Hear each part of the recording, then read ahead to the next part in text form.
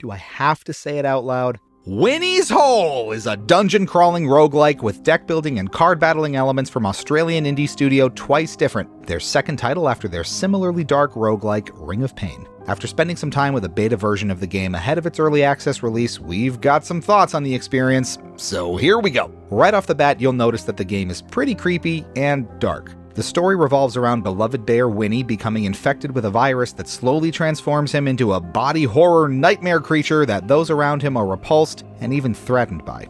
You play as the virus itself, and gameplay is essentially divided into two sections: growth and combat. In the growth phase, you literally spread the virus throughout Winnie by placing and connecting tetraminos, i.e. Tetris pieces, unlocking new attacks, upgrades, and abilities to create what is essentially a little deck of actions. In the combat phase, you activate and control Winnie's brain by again placing these pieces down, but this time amongst a grid of actions that will all be executed at once to determine which you perform and what their effects will be. Kind of an auto-battler, in that sense. The way in which you combine these actions has considerable influence over combat, and the game helpfully shows you what the outcome of each combination will be before you commit to it. And there's a lot that goes into combat. Attacks have different ranges and deal different types of damage. You can defend, block, or heal instead of going on the offensive. You can grapple and reorder enemies to structure how damage is dealt. Bigger, boss-like characters have specific modifiers and abilities of their own that you need to plan around. The list goes on. Although you have a selection of base viruses with their own dedicated traits, each crawl through a biome randomizes the other abilities you'll receive,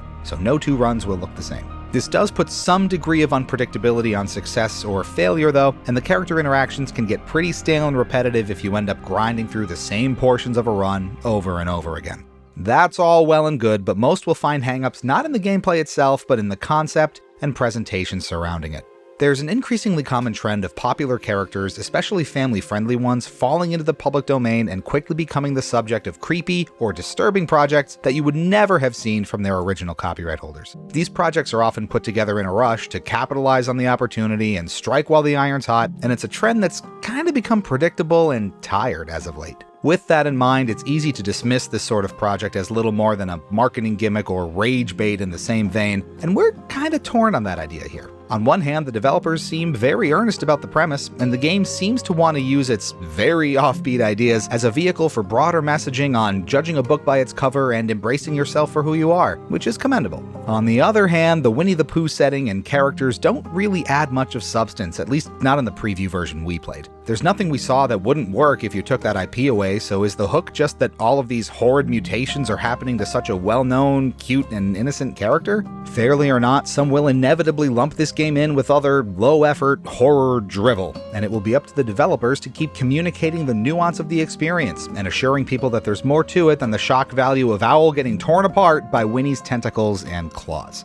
In fairness, the rest of the visuals do help make this case because everything is fairly polished and sharp. Menus are well designed and the presentation as a whole is pretty cohesive. It leans into the unsettling and melancholy theming without becoming too cheesy or in your face about it. Winnie's character model morphs and changes dynamically as you spread the virus and select specific upgrades and mutations for him. The music is appropriately atmospheric and really helps lock in that tone of everything looking, feeling, and playing out with this persistent twinge of sadness. Even success in this game doesn't feel good, with these cute woodland creatures begging for their lives and Winnie's recognizable friends getting shredded as he absent-mindedly goes about his rampage, though this thankfully is offset a bit by some levity and gallows humor in the writing. The developers describe this as an anti-cozy game, and that's honestly a very apt description of the whole thing. So should you play it? Honestly, it entirely depends on your penchant for the weird stuff. There's some fun concepts here, and progression through the card building and combat systems is deep enough to hold your attention, but for most, these interesting gameplay ideas will be thoroughly overshadowed by the eldritch horror stuff and the downbeat tone, maybe to the point where they won't want to engage with it at all. The former does start to fade into the background after a while as you focus more on the deeper elements of gameplay, but the latter is omnipresent and heavy at times. If you can vibe with its unsettling and uncomfortable elements, there's fun to be had, but that will be a big if for lots of players, and it remains to be seen exactly how much fun will ultimately be on offer. Winnie's Hole launches January 26th into early access on Steam. The developers intend to have a completed 1.0 version of the game released no more than a year from this early access launch. A free demo is available now for those who wish to try before they buy. These impressions were based on closed beta access provided by the publisher. Thanks so much for watching. Stay fresh, cheese bags. We'll catch you back here real soon. We resisted so many jokes about the title, you don't even know. Maybe it's effective. I don't know. What is this?